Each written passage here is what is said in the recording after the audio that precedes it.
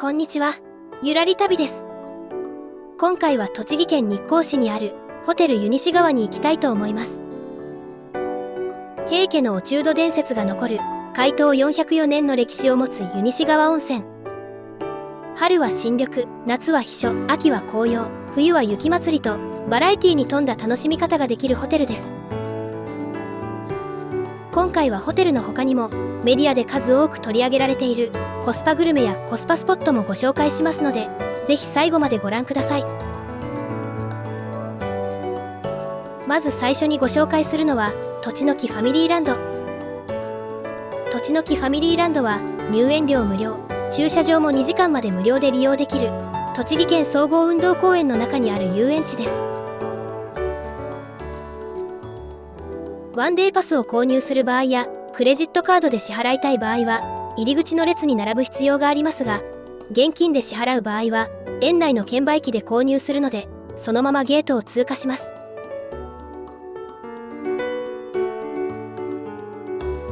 乗り物の料金もリーズナブルで、売店やキッチンカーなどもあるので手ぶらで遊びに来れそうです。乗り物券は1枚100円ですが、10枚セットを買うとおまけで1枚ついてくるので100円分お得です。答えのスタンプを1個ずつ押してきてください。最後にですね、答え合わせをさせていただきまして、全問正解だった場合に金のコインをお渡しします。このコインはあちらのゲームの部屋でカードのバトルゲームができるようになりますので、全問正解を目指して頑張ってください。はい、お待たせ。謎解きをしながら進む迷路みたいですね。大人も子供も一緒にチャレンジできて、最後にちょっとした景品ももらえるみたいなのでやりがいありますね。終わったら係の人に紙を渡して、全問正解だったらクリア。問題もそんなに難しくなかったので、お子様だけでも楽しめそうです。最後にゲームを楽しんだら、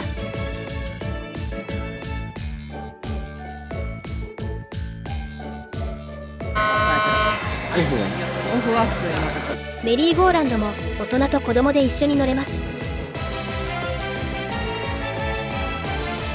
絶叫系苦手なお姉ちゃんはメリーゴーランドが一番好きだそう。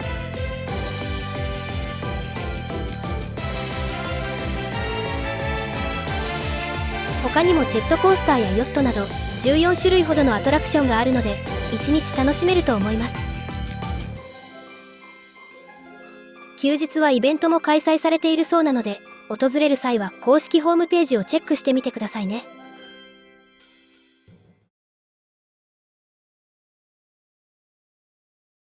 次はメディアでも取り上げられている超コスパグルメ串門一の沢に向かいます。オモウマい店でも紹介されている人気店だそう。美味しくて安いと地元でも人気のお店らしく、前から一度行ってみたいと思っていました。11時オープンですが、開店前から行列ができるそうなので早めに向かいます。ランチ時の予約はできないそうです。30分前に着いたのにすでに大行列が見える。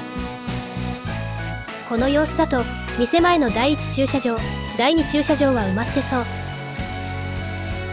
第3駐車場は空いてる。空いててよかった。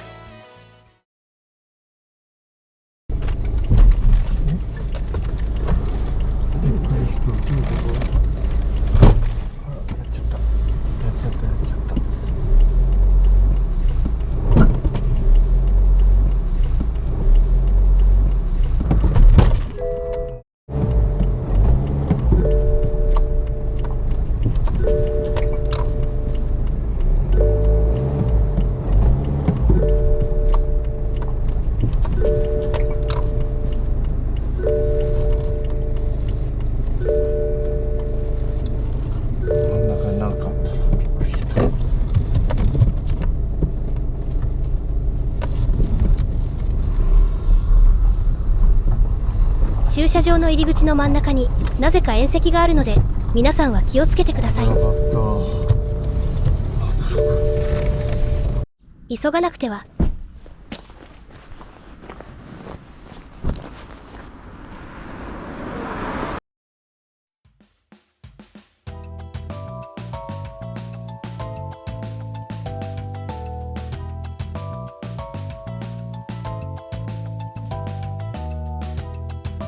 すごい並んでる。1時間前くらいから並んでるんでしょうか。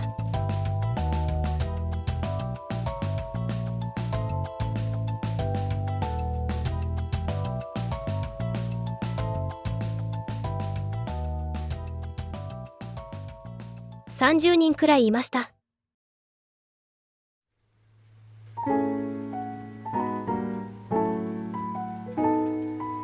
お目当てはお値段なんと600円の上握り寿司定食。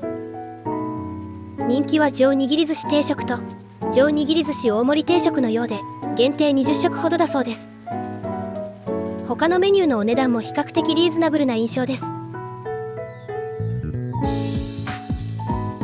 開店10分前くらいに係の方がオーダーを取りに来ます。奇跡的に上握り寿司定食を注文できました。ギリギリ私たちまでが1回転目で入店できるそうです。あと5分遅れていたらさらに待つことになっていました。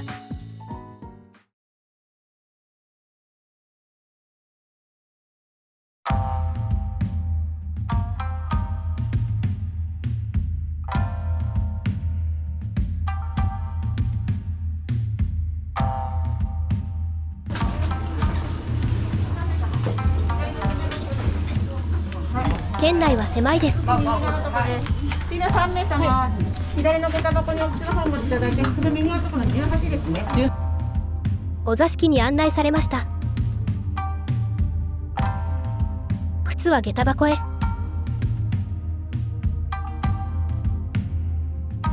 お茶、お水はセルフです。失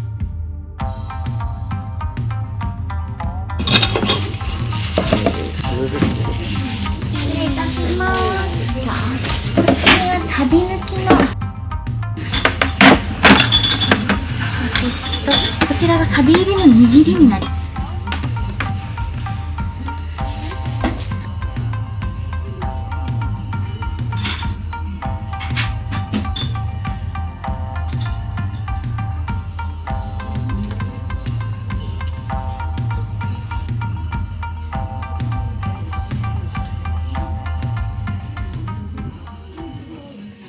ではいただきます。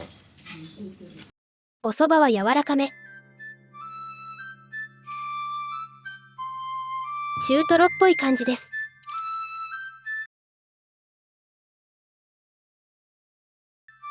中トロ、脂が乗ってて美味しいです。赤身もネタが大きいです。ネタも大きいですが、シャリも大きいので食べ応えあります。鉄火巻きは密度高め、マグロの主張はそんなにないです。生しらすは酢味噌のようなものが乗っています。これが600円って本当にすごいですね。シャリは機械で作った感がありますが、ネタは全体的に美味しかったです。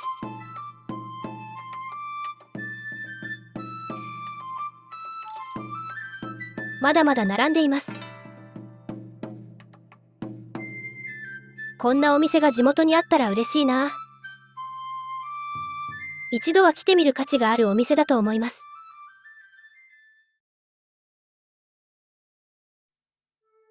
お腹も満たされたところでホテルに向かいたいと思います。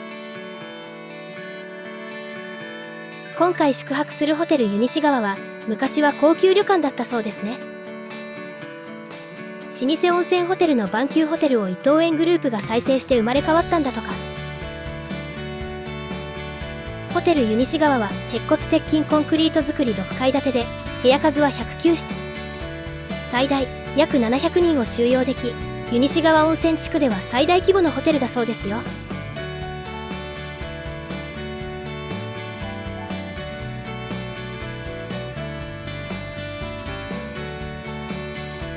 駐車場はホテルの目の前にあります。ホテル前の第1駐車場は30台ほど駐車できて、道路を挟んだところに第2駐車場があり、40台ほど止められます。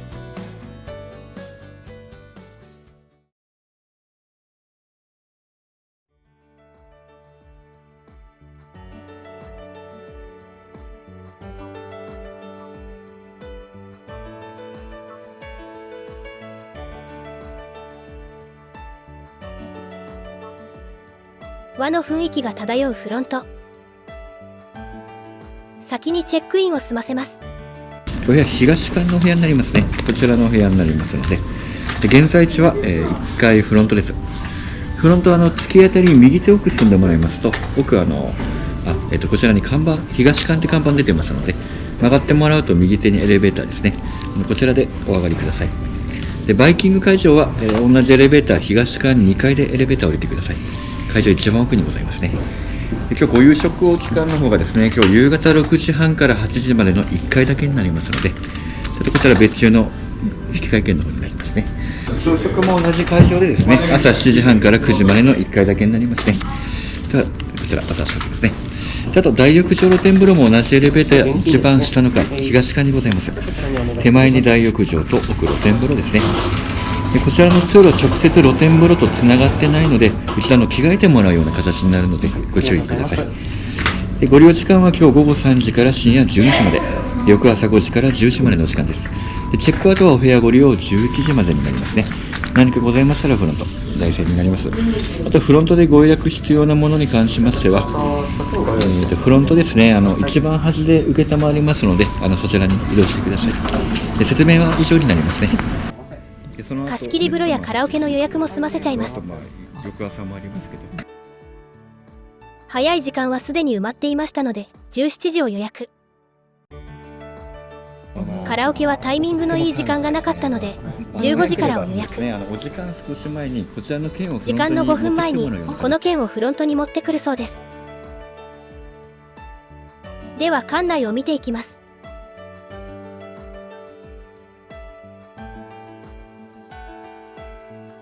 フロントの左手には浴衣コーナー。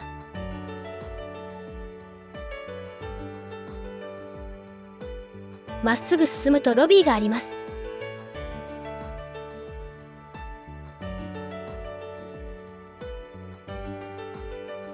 優雅な雰囲気のロビーですね。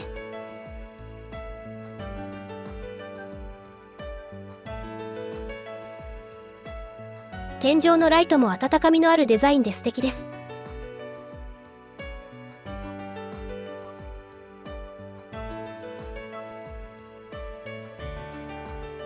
窓から見える景色は季節柄寂しい感じですが、季節が変われば良い景色になると思いますよ。現在期間限定でグレードアップバイキングが開催されていて、紅ズワイガニと本マグロ寿司とマダイのお刺身が食べ放題のプランがあります。当日に予約すると税込み3850円ですが、事前予約だと税込み1100円でこのプランを頼むことができます。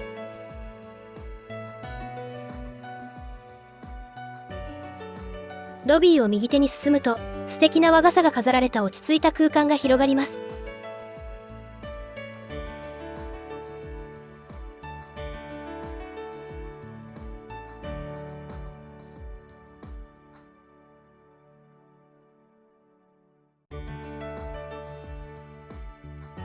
ここは写真スポットとなっていて、皆さん記念撮影をされていました。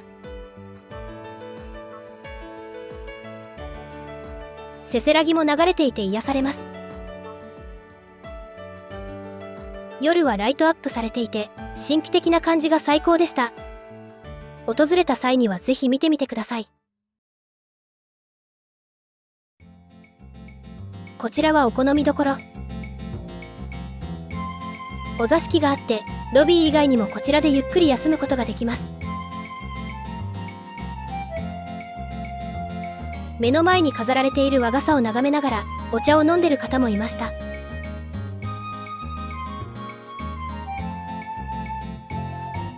ポットや電子レンジもあるので自販機でラーメンを買って食べたりもできます。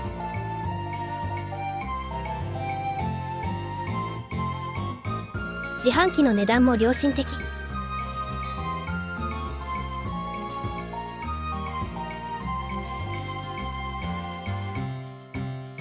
お好みどころを抜けて左に曲がるとカラオケルームとバイキング会場があります。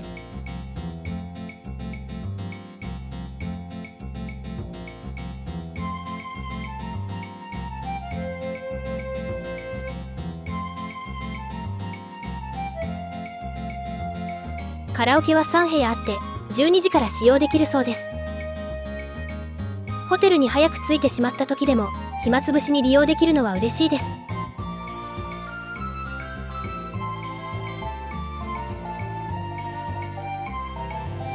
4人くらいで利用するには十分な広さ。岸はダムです。広めのお部屋もあります。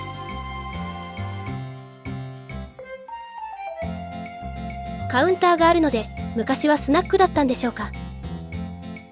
カラオケの先にはレストランがあってソファーも置いてあるので食事の時間まで座って待てるのは嬉しいですね。喫煙所はレストランの隣です。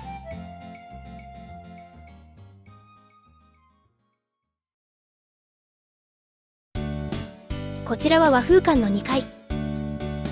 2階は特に何もないですが吹き抜けはなかなかの見応えです。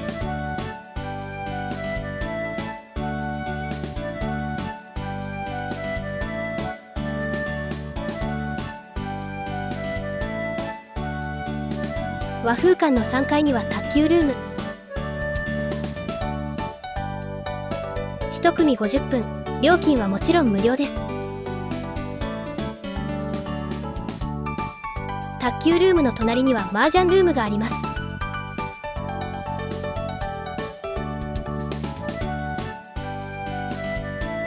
こちらは予約制ではなく自由に利用していいそうです。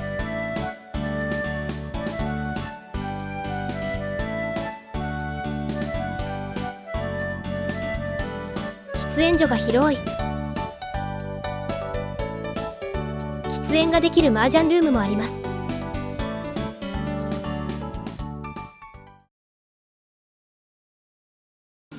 温泉以外の館内施設は見終わったのでお部屋に向かいたいと思います。客室は和風館と東館があって和風館の方が新しく料金も少しだけ高く設定されています。右に進むと東館に続き和風館の客室は前のエレベーターへ。今回も一番リーズナブルな和室をチョイスしています。東館のお部屋です。4階にある546のお部屋に向かいます。階数と部屋番号が合ってないとちょっとややこしいですね。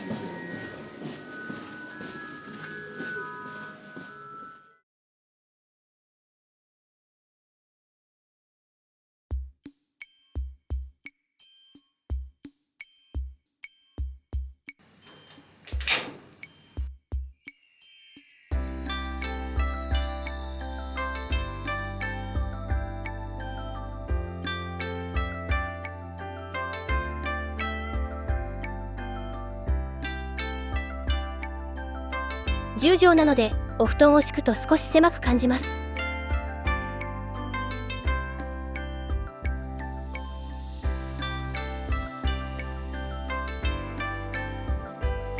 テーブルの上にお茶受けとお茶セット。お茶受けの種類が多いですね。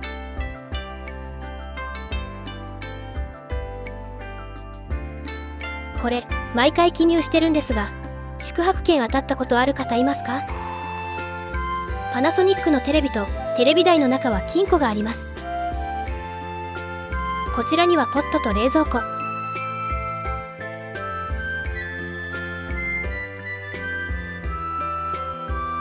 窓際には洗面台があります。外の景色を眺めながらゆっくり過ごせそうな空間。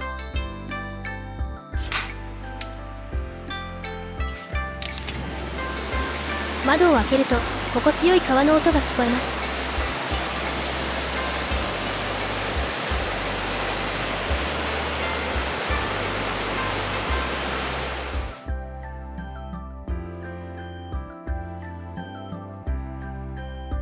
斑点やタオル、アメニティはこちらにあります。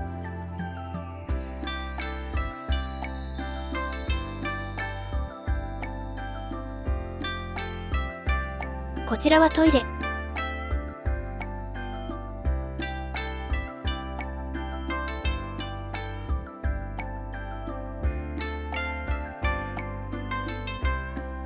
こちらはお風呂です。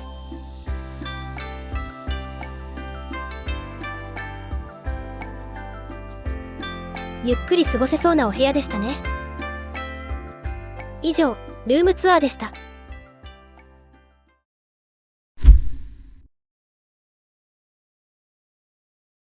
次は大浴場を見に行きましょう。大浴場、露天風呂、貸し切り風呂がすべてこの階にあります。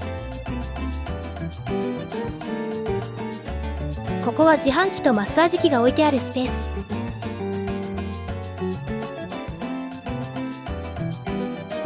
この足つぼマッサージ機は無料。こちらは10分200円の全身マッサージ機。ちょっとボロボロだったので、貸し切り風呂の横にあるマッサージ機の方が気持ちよく使えそうです。後ほどご紹介しますね。まず最初に大浴場を見ていきます。伊東園ホテルズの中で最良の泉質 pH 値 9.2 のアルカリ単純温泉で美肌の湯と称されているこの大浴場、広々していてとても気持ちよかったです。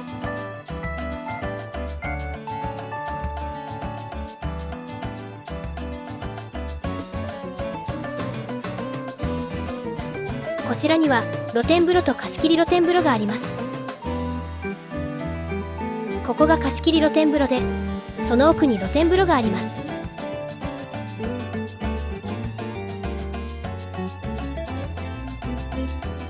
露天風呂に洗い場はありませんが、その分浴槽が広々していてとても気持ちよかったです。川の音、朝は鳥のさえずりを聞きながらの入浴は本当に癒されました。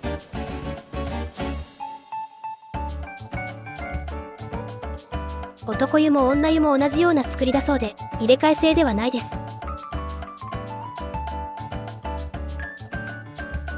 露天風呂を出たところにもマッサージ機があります。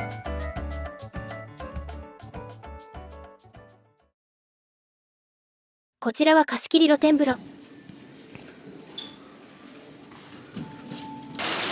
ちらも洗い場はないですが、かけ湯のシャワーがあります。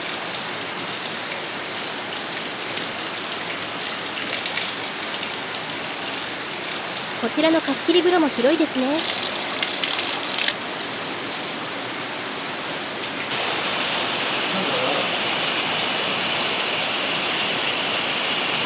奥は深く、手前が浅くなっているので、半身浴をしながらゆっくりおしゃべりを楽しめます。温度も熱すぎず、ぬるすぎずちょうどいいです。今でも十分開放感を感じられますが、お天気が良かったらもっと素晴らしい景色が望めそうですね。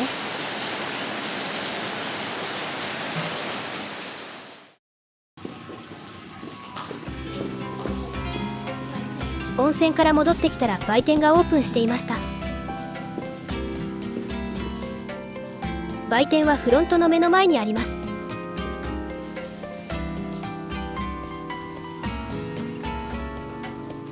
お土産ランキング1位から3位はお茶受けでお部屋に置いてあったやつです。栃木といえばいちご。栃木ならではのお土産は人気がありそうです。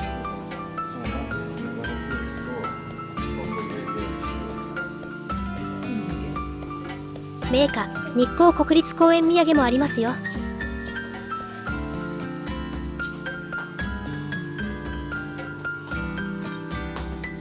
いちごあんも美味しそう。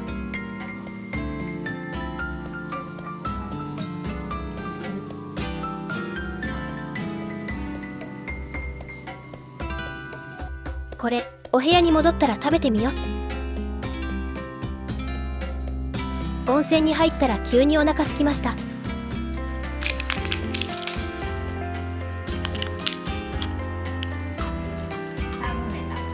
美味しい。うちは伊東園ホテルに泊まってもお茶受けは食べずに帰ってしまうことが多いです。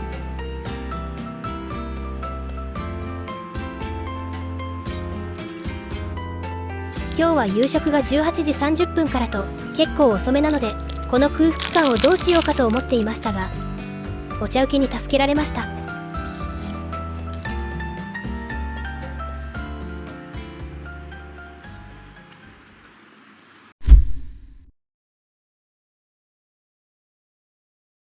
お待ちかねの夕食バイキングのお時間です。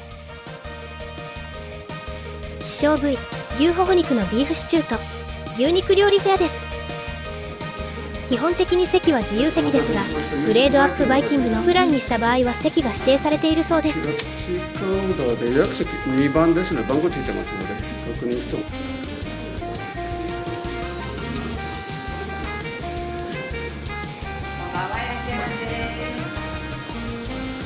会場の雰囲気はこんな感じです。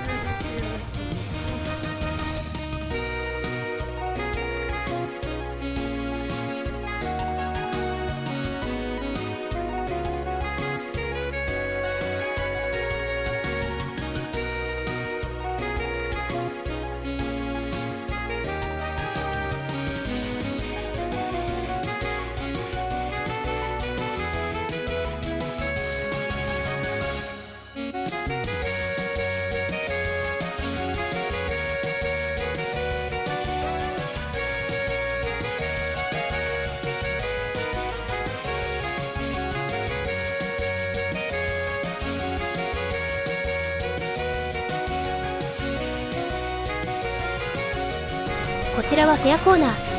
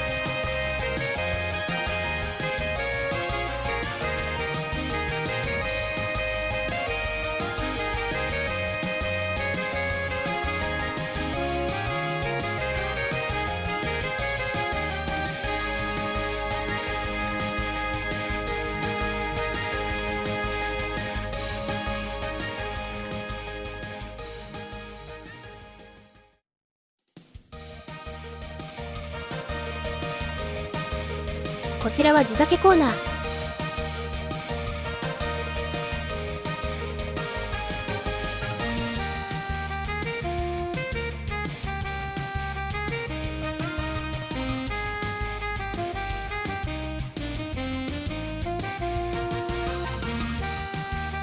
こちらはアルコールコーナー。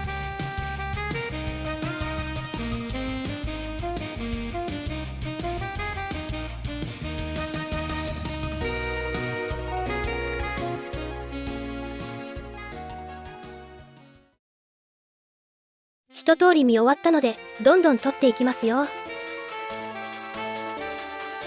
栃木和牛の握り寿司を一つ。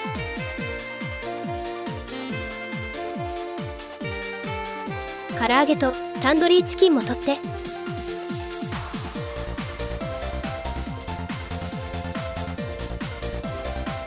ついつい茶色いものを取ってしまいがち。色合い的に野菜も取らないと。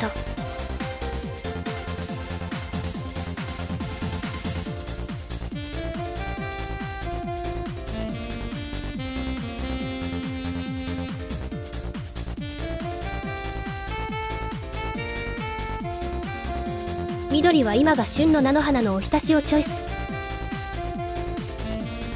ししゃもはお酒に合います。夕食は一部制ですが、そんなに混雑していないのでゆっくり取り分けられます。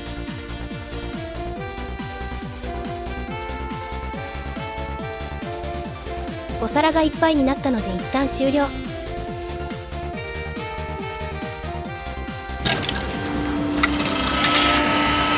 最初はもちろんビールです。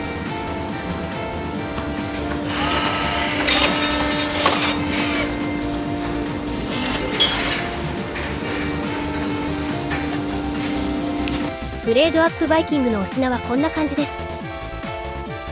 紅ズワイガニとマダイのお刺身、本マグロ寿司、おかわり制となっているので、食べ終わったら係の方に声をかけて持ってきてもらうスタイルです。1周目はこんな感じで持ってきました。乾杯。ビールおいしい。本マグロ寿司から。ちょっと臭みがあります。次はマダイのお刺身。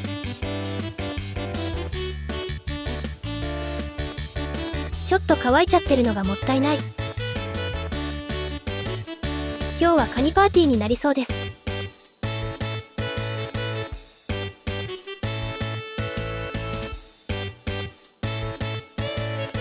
天ぷらは冷めてもサクサクでした。栃木和牛の牛握り寿司はちょっと牛が薄いですね。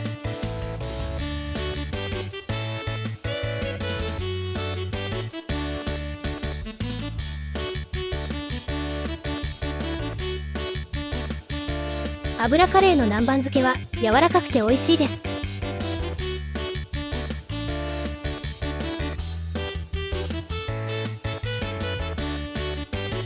父さんがカニを剥いてくれました。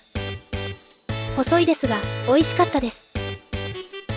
ちくわの磯辺揚げ。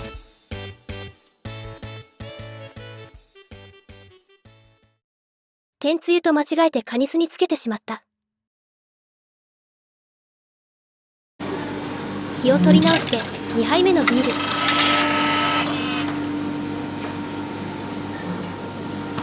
このサーバー、右側はちょっと少なくなります。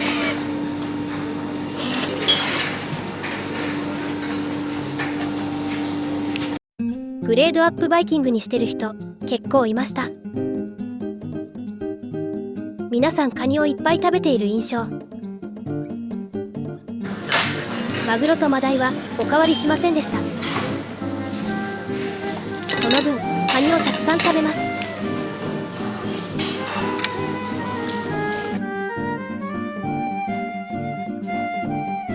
お皿交換制なので次のカニが来るまでにちょっと時間がかかります。カニがお皿にたくさん残っている状態ではおかわりできないそう。効率は良くないですが廃棄が出ない方がいいですから仕方ないですね。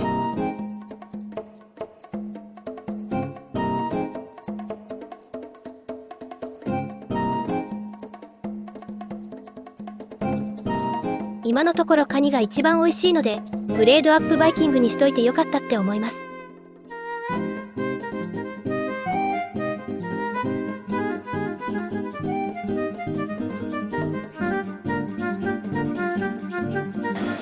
せっかくなので地酒もいただきましょう。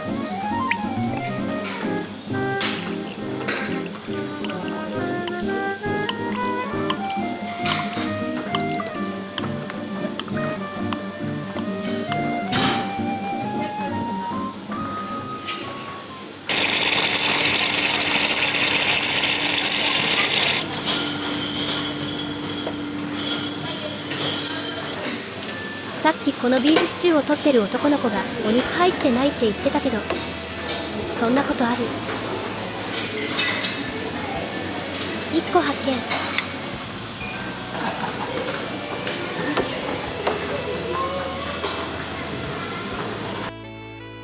見。1個しかなかった。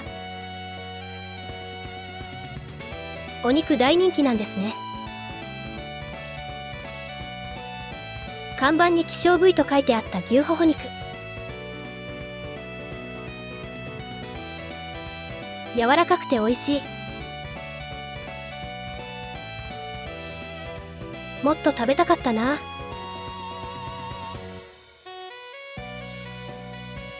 この地酒も美味しいですよ。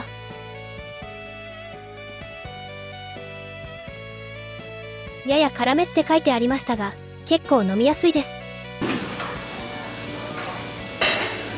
父さんがいい意味で安っぽくて美味しいって言っていたお蕎麦。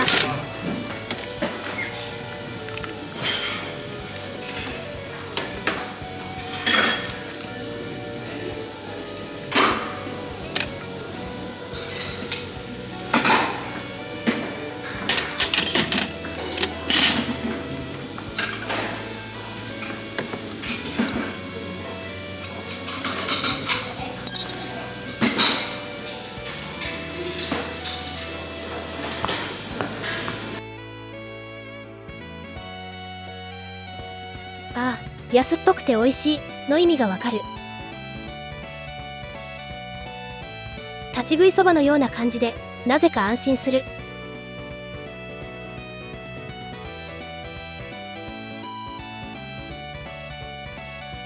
最後はデザート。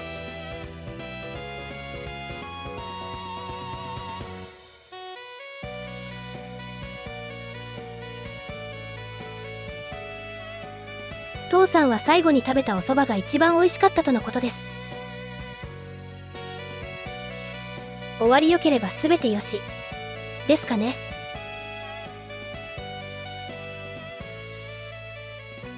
今日もたくさん食べました。ごちそうさまでした。皆さんは伊藤園グループの中でここのバイキングは美味しかったってところありますか？我が家は伊藤園グループに14回ほど泊まったことがありますが、今のところは熱海にある大野屋ですかね。あと群馬にある伊香保轟の唐揚げが美味しかったのも印象的。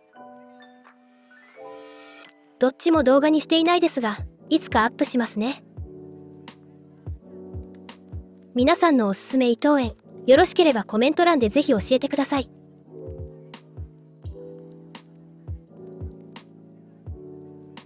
今日はもう寝ようと思います。おやすみなさい。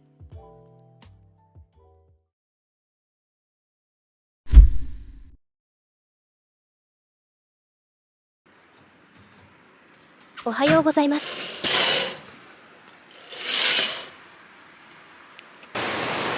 川の流れる音が心地いいです。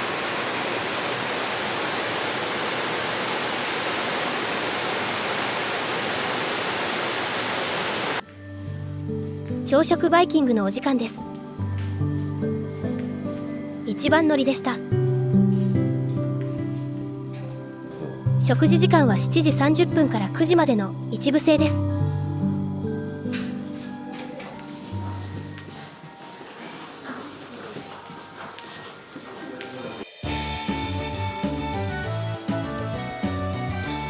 朝は自由席です。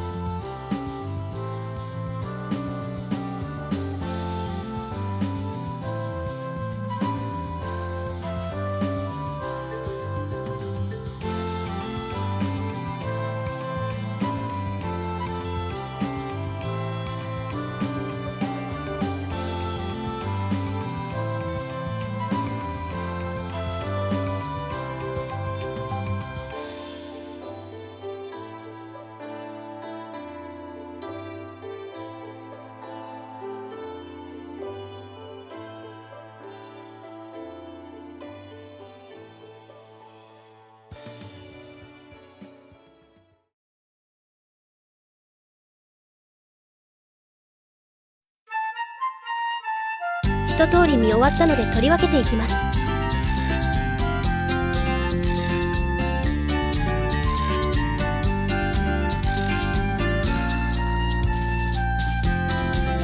大好きな温泉卵。伊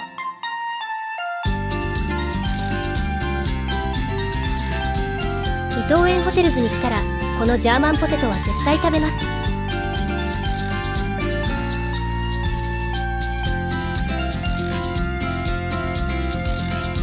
美味しそうな湯豆腐。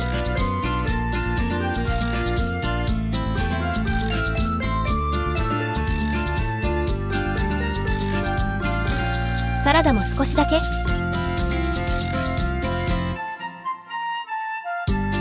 サバとご飯と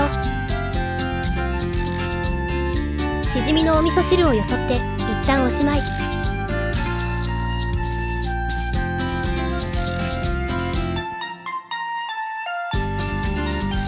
こんな感じで持ってきました。お姉ちゃんはこれ、父さんは昨日食べ過ぎたから少なめ。いただきます。朝はシンプルなものが美味しく感じる今日この頃。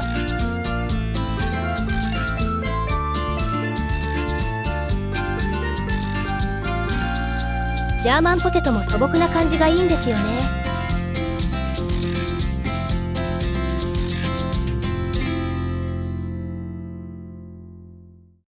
いつも疑問に思ってるんですが、この卵焼きどこで作ってるんだろう。サバはサイズ感がちょうどいい。い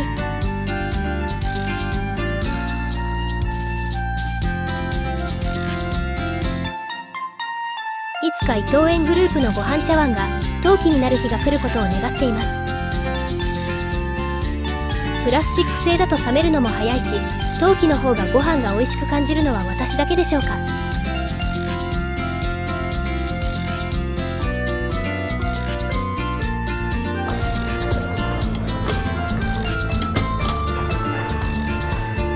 昨日のお蕎麦が美味しかったので、うどんにも期待して父さんに持って行ってみます。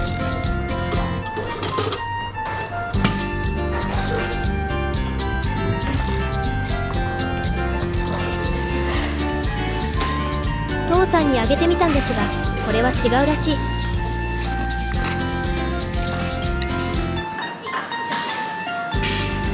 昨日のお蕎麦はきっとお酒を飲んだ後だから美味しく感じたんですね。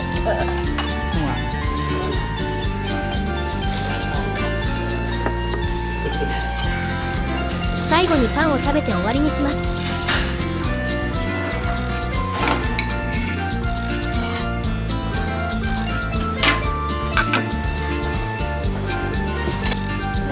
デザートにヨーグルトもいただいて。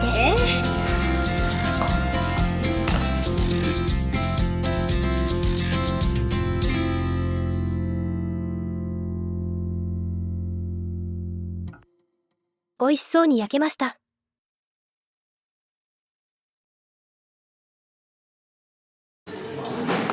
今日も朝からたくさん食べました。朝は湯豆腐とジャーマンポテトが美味しかったです。ごちそうさまでした。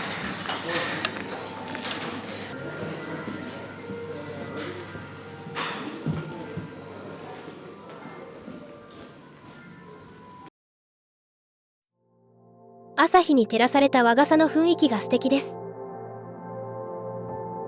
チェックアウト前に皆さんこの場所を眺めてから帰っていました。私もそのうちの一人。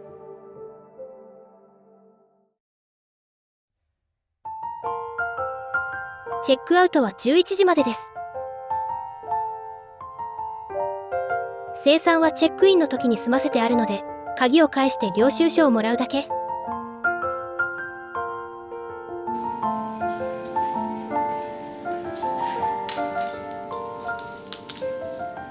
チェックアウトでよろしいですか？お待ちください。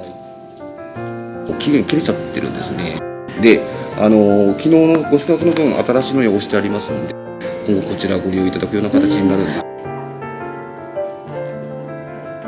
残念ですが仕方ないですね。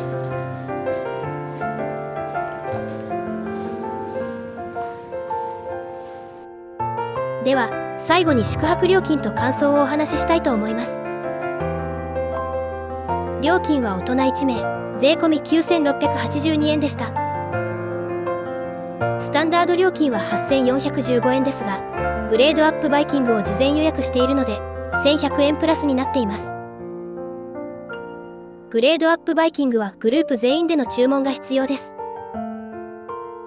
小学生料金は大人の 70%、幼児は 50%、0歳から2歳までのお子様は無料です。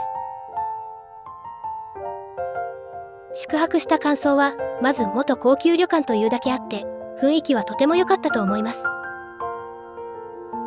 露天風呂に洗い場がないなど不便な点もありましたが、どのお風呂も広々していて、とても気持ちよかったです。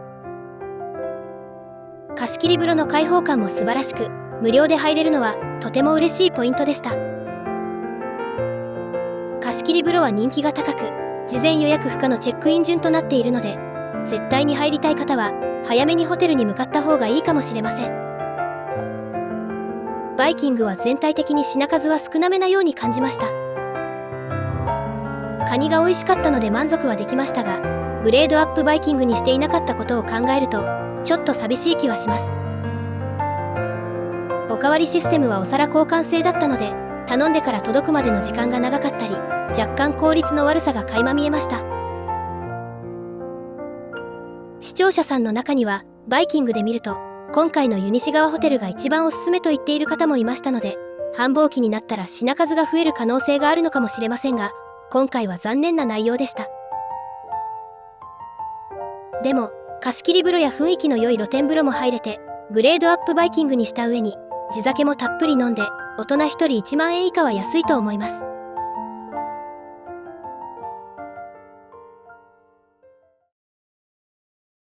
ちょっと珍しいパーキングエリアがあったので、最後に少しだけご紹介します。ここは東北自動車道上り線羽生パーキングエリア。テーマパーク型のパーキングエリアということで、計画段階から注目度が高かったんだそう。お土産屋さんや飲食店が数店舗入っています。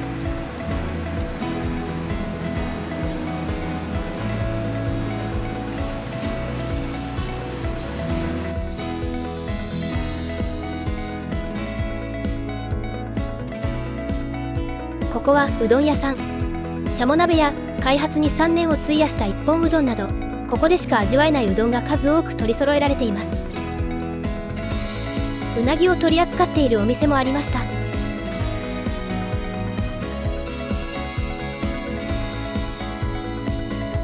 こちらはラーメン屋さん。味噌、塩、醤油とさまざまなラーメンがあります。こちらは丼物や定食が食べられるお店。カレーパンや肉まん、ソフトクリームなどちょっとした軽食が食べられるお店もあります。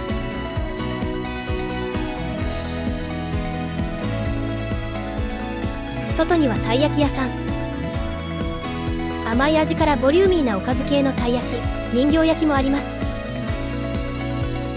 父さんは朝ごはんを全然食べなかったのでお腹空いたみたいです。